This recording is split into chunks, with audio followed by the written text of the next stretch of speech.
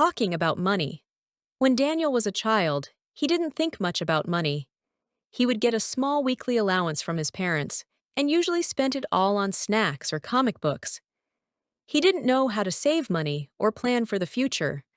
But as he got older, he started to understand how important it is to manage money wisely. After finishing university, Daniel found a job, but his salary was not very high.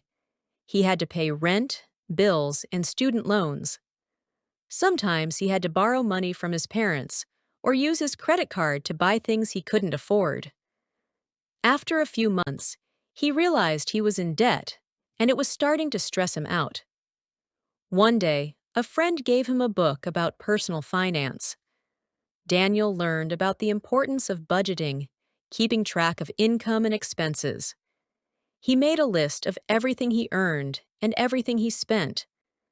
To save money, he started cooking at home instead of eating out, and he canceled some subscriptions he didn't use. Slowly, he started to save up.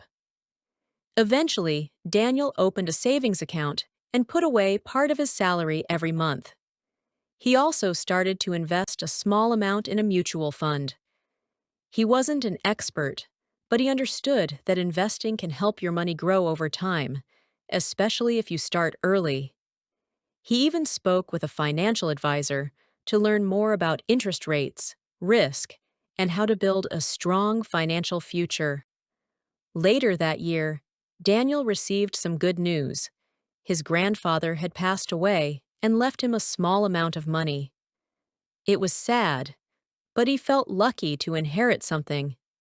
Instead of spending it quickly, he used some of the money to pay off his debts and donated part of it to a charity his grandfather supported. He kept the rest in a high-interest savings account for emergencies.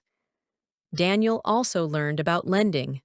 When a close friend asked to borrow some money, he said yes, but only after they agreed on when and how it would be paid back.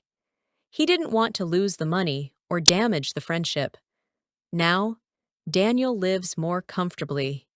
He isn't rich, but he is no longer afraid of money. He knows how to save, budget, invest, and even how to spend wisely.